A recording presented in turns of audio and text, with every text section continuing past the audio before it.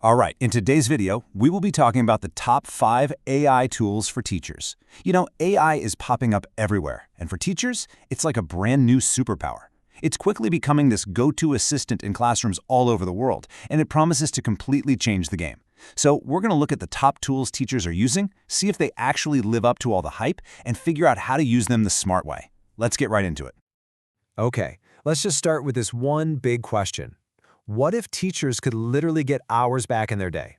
I mean, if you're an educator, you know the feeling, right? Buried under a mountain of lesson planning, grading, creating materials, it's the #1 challenge. There's just never enough time. Well, guess what? That whole promise of getting time back, it's actually happening. Get this. One big study found that teachers who use AI tools cut down their lesson planning time by an incredible 31%. That is huge. That's a massive chunk of their week just handed right back to them. So let's start with the good news. We dug into what teachers are really loving about these new AI sidekicks. And you know what? 5 big things kept popping up over and over again. First, and this is the big one, it saves a ton of time. They're also surprisingly easy to use. You don't need to be a tech wizard.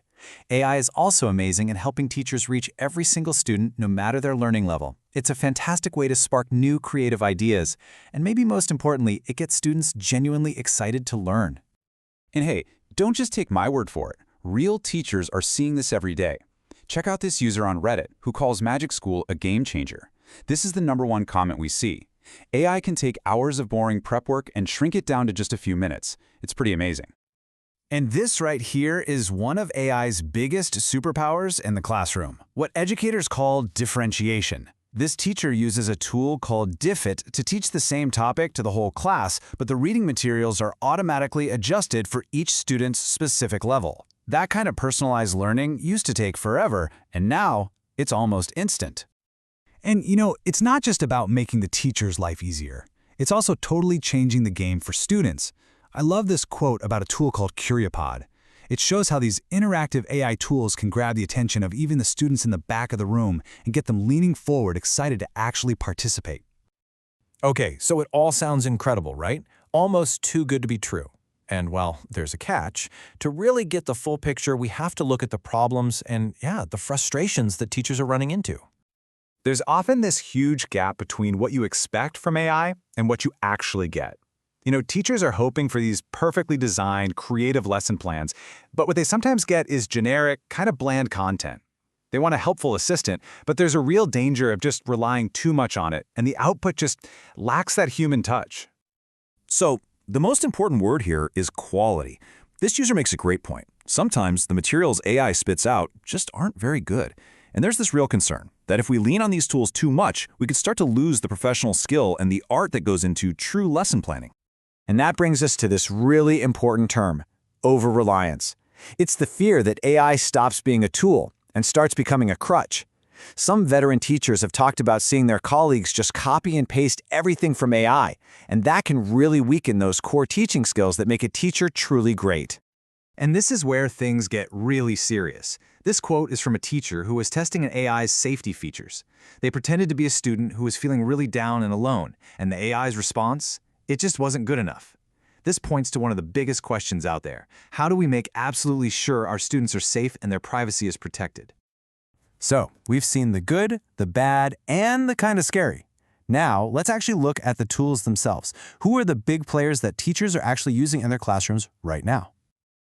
Okay, here's a super quick breakdown of the big 5. First, you've got ChatGPT. Think of it as your creative brainstorming buddy. It's amazing, but the results you get totally depend on how well you ask.